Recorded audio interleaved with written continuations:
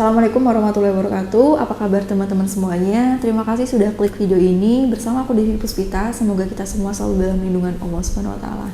Amin.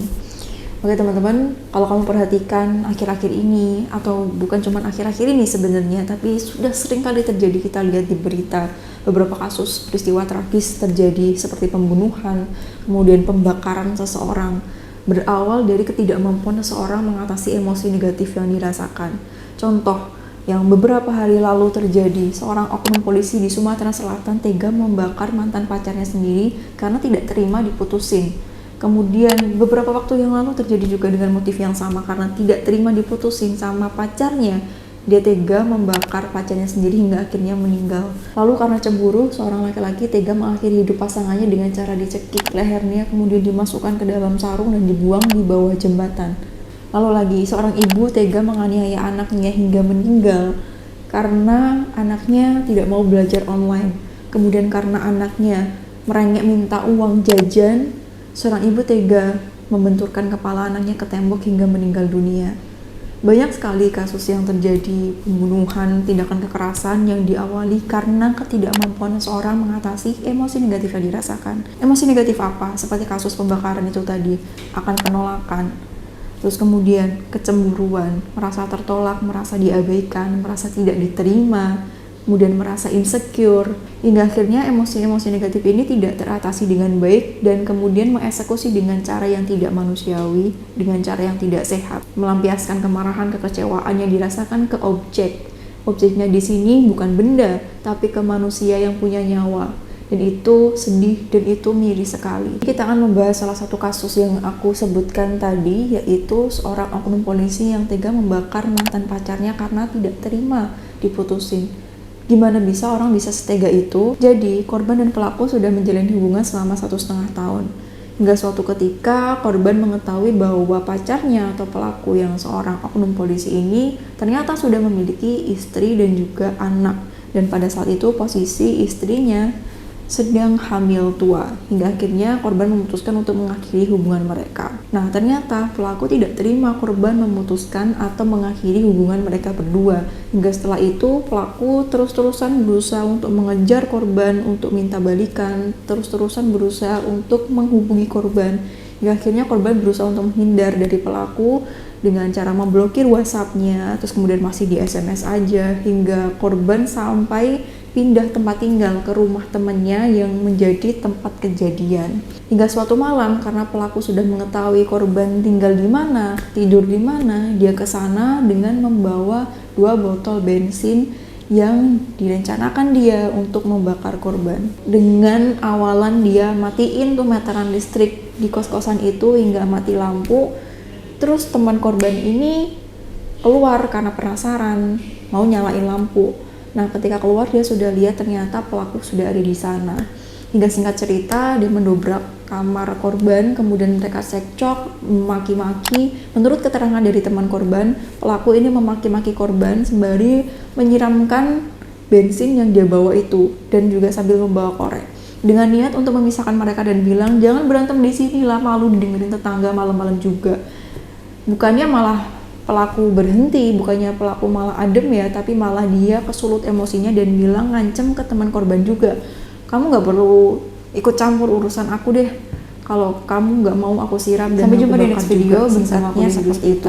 Wassalamualaikum warahmatullahi wabarakatuh. Mungkin teman korban juga takut, dan ketika pelaku menyalakan korek, kesulut lah korek dan juga bensin, yang namanya api sama bensin ya jadilah. Hingga akhirnya korban di situ terbakar. Nah, ketika pelaku melihat korban terbakar, mungkin masih ada rasa kasihan melihat itu, dia berusaha untuk memeluk korban dan juga berusaha untuk mematikan api tersebut. Namun sayangnya sudah terlanjur terluka dan juga terlanjur parah. Hingga akhirnya pelaku pun juga beberapa di tangannya, menurut keterangannya terluka, kena luka bakar juga, dan dia sempat membawa korban ke klinik dan akhirnya ditinggal sama pelaku. Hingga korban mengalami luka 80% dan pelaku menurut keterangannya 40% atau 60%. Namun sayang sekali setelah 16 hari diusahakan oleh keluarganya akhirnya korban meninggal dunia. Nah, ketika keluarga korban ditanya apakah pelaku ini tidak ada indikasi perilaku yang kasar atau temperamen seperti itu, keluarga korban menyampaikan bahwa sebelumnya pelaku juga pernah melakukan ancaman terhadap keluarganya, yaitu pernah diancam pakai senjata, entah masalahnya itu apa. Namun akhirnya ketika dilaporin polisi, mereka berakhir dengan damai, dan juga beberapa kekerasan lain. Jadi intinya menurut keterangan dari keluarga korban, pelaku ini dikenal dengan orang yang arogan dan juga pemarah atau temperamen seperti itu. Belajar dari kasus ini atau beberapa kasus sebelumnya di mana kekerasan terjadi, peristiwa tragis terjadi diawali karena ketidakmampuan pelaku dalam mengatasi atau menghadapi, mengendalikan, mengelola emosi negatif yang dirasakan seperti yang aku sebutkan tadi, karena ditolak, karena cemburu, karena insecure, karena dendam, karena sakit hati, karena tersinggung. Mengatasi emosi negatifnya dengan cara yang tidak sehat dan tidak benar, yaitu sampai mengorbankan nyawa seseorang. Pentingnya kita belajar untuk mengelola emosi kita, manajemen emosi kita. Kalau misalkan ada beberapa hal yang menyebabkan kita tidak sehat secara mental saat ini, kok jadi mudah marah ya, kok jadi gampang tersinggungan ya, kok jadi gampang kesulut emosinya, kok jadi temperamen seperti ini, pasti ada sesuatu yang bermasalah dan itu harus diselesaikan. Masalahnya apa? Jadi kita mencoba menggali dengan cara mencari solusi, kemudian konsultasi, seperti itu pun juga bisa, agar dibantu untuk mencari tahu sebenarnya aku kenapa. Barangkali karena trauma masa kecil yang dia punya, barangkali karena pernah mengalami kekerasan atau apapun yang menyebabkan luka, hingga akhirnya ke bawah sampai sekarang. Dan ketika ada sesuatu yang menyulut atau pemicu, itu kayak dar, nyala lagi, kemudian akhirnya melampiaskan marahnya, melampiaskan kekecewaannya, melampiaskan rasa sakitnya ke objek, dan objeknya ini bahayanya adalah manusia yang punya nyawa yang bisa ngerasain sakit juga, dan ini nggak sehat. Maka dari itu kembali lagi harus belajar bagaimana manajemen emosi, bagaimana manajemen marahnya sehingga bisa tersampaikan dengan sehat secara mental baik, masalah selesai, tidak menyakiti siapapun, dan juga damai. Itu yang kita harapkan kan. Maka dari itu kita perlu tahu apa sih penyebab seseorang melakukan tindakan kekerasan agar kita bisa menyembuhkan, agar kita bisa mengatasi dan juga mengantisipasi. Yang pertama, bisa jadi di masa kecil, di masa lalu dia pernah mendapatkan kekerasan, entah kekerasan fisik ataupun kekerasan secara verbal yang menyakiti dia secara emosional dan menjadi trauma dan belum disembuhkan. Kekerasan ini bisa didapatkan dari mana? Dari lingkungannya. Entah itu dari orang tua lah, entah dari circle pertemanan, dia pernah dibully sama teman-temannya barangkali dengan disertai tindakan kekerasan fisik. Kemudian dari orang tua, misalkan kalau ada apa-apa hukumannya dipukul, misalkan salah dikit dipukul, kemudian salah dikit dicela dengan perkataan kasar dan ekstrim, kemudian merendahkan harga diri anak, kemudian melihat orang tua berantem dan ada KDRT di sana. Ini bisa menjadi penyebab seseorang melakukan tindakan kekerasan. Jadi ketika seseorang traumanya belum sembuh, dia masih terluka, ini bisa berpotensi besar menyebabkan seseorang itu menjadi pelaku jika lukanya belum dimaafkan, jika lukanya belum disembuhkan. Luka ini bisa berbentuk karena mendapatkan kekerasan, bisa membuat dia merasa tertolak, tidak diterima oleh orang tua, membuat dia merasa diabaikan, jadi dia haus sekali akan pengakuan.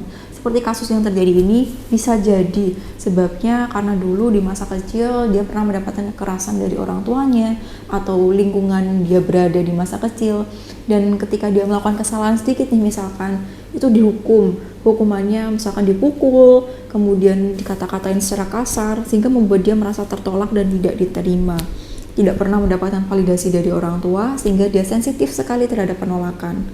Sensitif terhadap penolakan hingga akhirnya yang terjadi apa? Ketika diputusin, dia merasa ini sangat terhina sekali, dia merasa dirinya sangat terhina sehingga merasa harus melakukan sesuatu untuk mengatasinya, yaitu melampiaskan kekecewaan, melampiaskan amarahnya, rasa sakit yang dirasakan kepada pacarnya, kepada mantan pacarnya, atau kepada objek lain yang sebenarnya itu bukan sebab dia terluka di masa lalu. Jadi misalkan masalahnya sama orang tua, dulu pernah dipukul, dulu pernah diabaikan, pernah disakitin sama orang tuanya, dan luka ini ke bawah nih sampai dewasa. Nah, ketika sampai dewasa belum disembuhkan, terus ketika menjalin hubungan dengan seseorang, dia menjadi toksik sama pacarnya, sama pasangannya, dia menjadi terlalu posesif, dia menjadi terlalu mendominasi, manipulatif, kemudian apa-apa yang dia katakan itu harus diturutin, kalau tidak diturutin pertengkarannya bisa hebat sekali, dan dia melakukan kekerasan. Sebabnya apa? Sebabnya bukan pacarnya yang sekarang, tapi sebabnya adalah masa lalunya dulu yang belum disembuhkan. Jadi kuncinya adalah kita sembuhkan, kita terima masa lalu menyakitkan yang pernah kita punya. Oke, aku dulu memang pernah mengalami masa lalu yang menyakitkan, tapi itu dulu di masa lalu. Saat ini aku udah hidup di sekarang dengan versiku yang lebih baik, dan masa lalu sudah tidak bisa menyakiti aku lagi karena aku yang berhak atas diriku saat ini. Dan ketika aku mengingat masa lalu, aku semakin mendapatkan energi untuk menjadi pribadi yang lebih baik lagi karena aku jadikan masa laluku sebagai pembelajaran kehidupan. Kamu bisa bilang seperti ini kepada diri kamu. Kita tidak bisa memang merubah masa lalu, dan kamu tidak perlu melupakan masa lalu yang menyakitkan itu.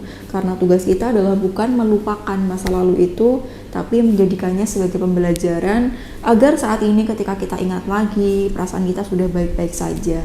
Atau malah bisa menjadi bahan kita untuk bisa memperlakukan diri lebih baik lagi. Dulu memang aku pernah mendapatkan kekerasan cara perkataan dari orang tuaku, aku pernah dipukul sama orang tuaku, tapi dengan itu aku malah justru belajar karena aku tahu itu menimbulkan rasa sakit, sehingga sekarang aku memperlakukan diriku lebih baik. Aku menjadi menyayangi diriku dan menyayangi orang-orang di sekitar aku, karena yang kamu miliki adalah sekarang dan masa depan. Masa lalu menjadi kenangan yang kamu jadikan pembelajaran. Selanjutnya, yang bisa jadi penyebab seseorang melakukan tindakan kekerasan adalah karena sering melihat tindakan kekerasan itu. Entah itu di sosial media, entah itu di televisi barangkali, entah itu di kehidupannya secara langsung. Contoh misalkan di sosial media atau di TV, apalagi sosial media ya, kita bisa akses apapun yang kita mau lihat. Kita bisa tinggal ngeklik apa sih, misalkan kamu pengen tahu caranya ini, kamu tulis di search engine, langsung muncul semuanya di YouTube secara detail, kamu bisa pilih manapun yang kamu mau. Dan dalam hal ini yang dilihat adalah seringkali tindakan kekerasan.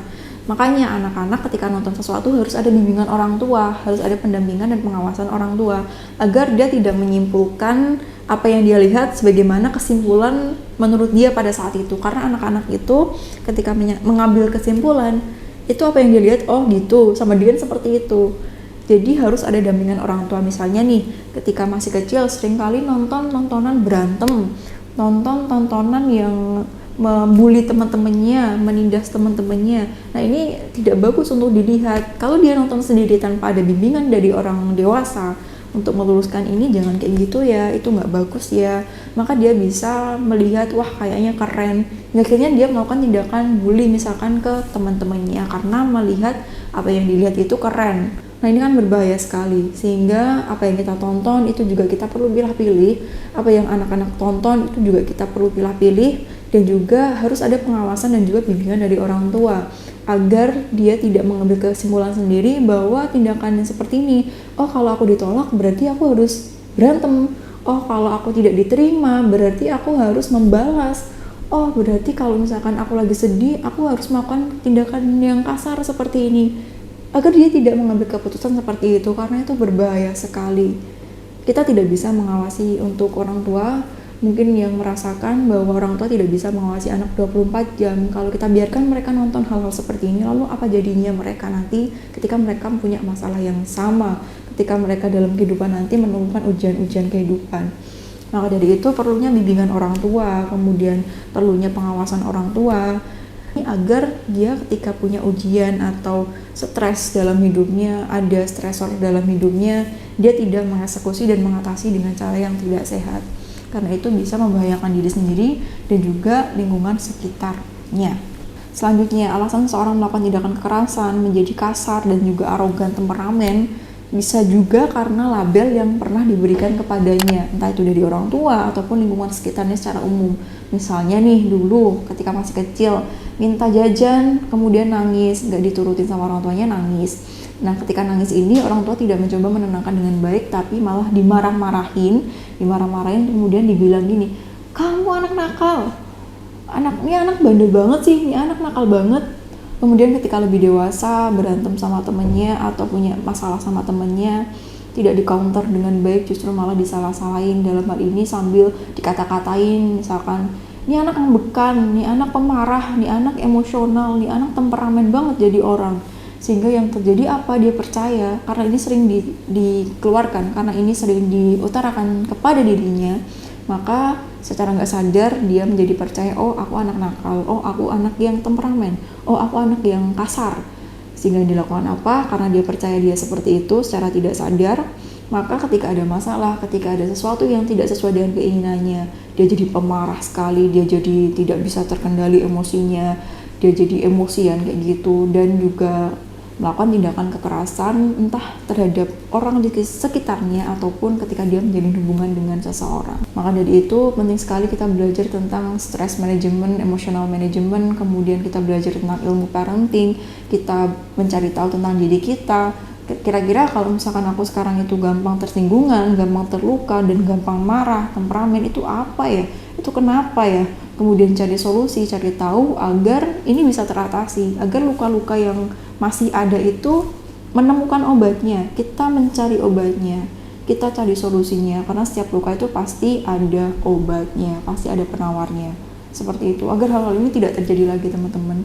Karena kasihan sekali banyak korban yang tidak bersangkutan dengan luka itu, tapi harus menjadi pelampiasan dari kemarahan, pelampiasan dari kebencian, pelampiasan dari kekecewaan yang dirasakan karena penolakan, karena merasa tidak diterima, merasa insecure, merasa cemburu, merasa diabaikan, harus menanggung hal seperti ini. Itu kan kasihan sekali. Jadi ini bisa diatasi, bisa diantisipasi dengan cara kita mengenali diri sendiri dulu. Dan lagi, jika kamu on the way dekat dengan seseorang, sebelum dekat dengan seseorang, kamu cek dulu nih orangnya seperti apa. Sebelum cinta itu terlalu dalam, kamu cek dulu orangnya gimana. Ketika kamu temukan tanda-tanda bahwa orang ini kasar, mendingan jadikan ini sebuah warning untuk tidak melanjutkan lagi, sebuah red flag untuk tidak melanjutkan lagi, karena berbahaya. Setiap orang memang bisa berubah, tapi jangan memberikan PR kepada diri sendiri dan melibatkan diri kamu dalam hal seperti ini karena beresiko sekali.